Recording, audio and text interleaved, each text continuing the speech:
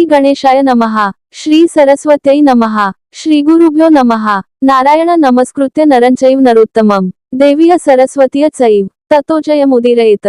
कृष्णाय वासुदेवया हरे परमात्मने प्रणतः क्लेशनाशाय गोविंदाय नमो नमः। आरंभी श्री गणेश, सरस्वती, श्री गुरु आणि सर्व देवांना नमस्कार करून अधिक मास महात्म्याची कथा साररूपाने सांगतो। सकल श्रोते सज्जनांनी शांत चित्ताने व मनोभावाने ती ऐकावी। फार फार वर्षांपूर्वी निमेष नावाच्या अरण्यात एक मोठी तपोभूमी होती। तिथे अनेक ऋषीमुनी यज्ञाच्या निमित्ताने एकत्र जमत असत। त्यावेळी सर्व जगाच्या कल्याणासाठी कोणकोणती धार्मिक कृत्ये करावी, कोणकोणती व्रतसाधना करावी यासंबंधी चर्चा चालत असे। अशा ठिकाणी एकदा त्या ऋषीमुनींच्या मोठ्या मेळाव्यास व्यास महर्षींचा शिष्य सूत नावाचा पौराणिक आला। तो सर्व गुणसंपन्न, हुशार, ज्ञानी आणि सदाचारी असा होता। जगाच्या कल्याणाची त्याला खूप तळमळ होती। तो तिथे आल्यावर सर्वांनी त्याला अभिवादन केले। नंतर शौनक नावाच्या एका वृद्ध, अनुभवी, चतुर आणि ज्ञानी ऋषीने सूत पौराणिकाला विचारले की या जगातील सर्व लोकांची दुःखे नाहीशी व्हावीत, त्यांचे संसार सुखाचे आणि समाधानाचे व्हावेत, सर्वत्र शांतता, सुबत्ता आणि समृद्धी नांदावी असे काही सोपे, सुलभ, सर्वांना सहज करण्यासारखे व्रत तू आम्हाला सांगावेस आणि त्या व्रतोपासनेचा संदेश आम्ही जगातील सर्व लोकांना सांगून जनकल्याण साधावे।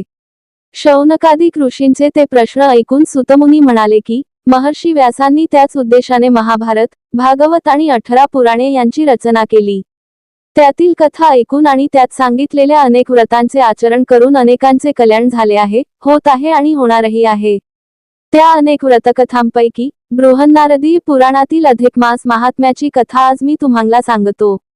त्या अधिक मासाला पुरुषोत्तम मास आणि मलमास अशीही नावे आहेत। ती कथा फारच पुण्यकारक आणि उद्बोधक अशी आहे। त्यातील व्रतनियमांच्या आचरणाने सर्व मनुष्यांची पापे दूर होतात, त्यांना सुख, समाधान, शांती आणि मोक्षप्राप्ती होते। ती कथा अशी: एकदा योगी नारदमुनी पृथ्वीवर फिरता फिरता बदरिकावनात गेले। तिथे नरनारायणाचा आश्रम होता। त्या आश्रमात नारायण भगवान स्वतः तपाचरणात, ध्यानधारणेत, चिंतनात मग्न होते। नारदाने त्यांना नमस्कार केला आणि आश्चर्याने विचारले की भगवंता, तुम्ही स्वतः या जगात श्रेष्ठ आणि समर्थ असतानाही अशी तपसाधना करण्यात कसल्या आणि कोणाच्या चिंतनात मग्न आहात? तेव्हा भगवान नारायण हसून म्हणाले की नारदा, या कलियुगात अनेक लोकांनी आपला सदाचार धर्म सोडला आहे। नको नको ती कर्मे करून अनेक लोक पापाचे धनी झाले आहेत। त्या सर्वांना पापाचरणातून मुक्त करून त्यांचे कल्याण साधावे म्हणून मी सर्वश्रेष्ठ अशा परमात्मा पुरुषोत्तमाची आराधना करीत आहे। पुरुषोत्तम हे एक दिव्य तेजाचे, चैतन्याचे आणि विलक्षण शक्ती सामर्थ्याचे नाव आहे। तो पुरुषोत्तम माझ्याही पेक्षा श्रेष्ठ असा आहे। जगाच्या कल्याणासाठी त्या पुरुषोत्तमाने आपल्या कालगणनेच्या चक्रात एका अधिक महिन्याची भर घालून त्या महिन्यास पुरुषोत्तम मास हे नाव देऊन धन्य केले आहे। तेव्हा नारदाने विचारले की चैत्र, वैशाख वगैरे 12 महिन्यांची नावे सर्वांना माहीत आहेत, पण मग हा अधिक 13वा महिना कोणता? त्याला पुरुषोत्तम मास हे नाव कसे मिळाले? भगवंता, ती सारी कथा मला सांगा। तो अधिक महिना अधिक पुण्यकारक आहे, तर त्या महिन्यात कोणकोणती व्रते करावीत? नारदाचे ते प्रश्न ऐकून नारायण म्हणाले की वत्सा, जी कथा कृष्णाने पांडवांना सांगितली आणि त्यांची वनवासातील सर्व दुःखे दूर केली, त्या कथेचा सारांश मी सांगतो, शांतपणे ऐका। वनवासी पांडव काम्यक नावाच्या वनात अत्यंत हीनदीन दशेत राहत होते। त्यांच्या भेटीसाठी एकदा श्रीकृष्ण गेले।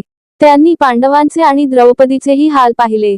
त्यांना खूप दुःख झाले। त्यांना कौरवांचा भयंकर राग आला, पण आता त्या रागाचा उपयोग काय?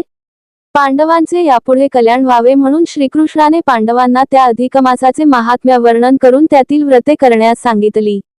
त्या अधिकमासाची कथा ऐकण्यास तिथे ऋषीमुनींचा मेळावा जमला। त्या मेळाव्यात श्रीकृष्णाने पुरुषोत्तमाचे महात्म्य आणि कथा सविस्तरपणे सांगितली। ती दुसऱ्या अध्यायात ऐकावी। पुढील कथा ऐकण्यासाठी चॅनेलला सबस्क्राईब करून ठेवा। धन्यवाद।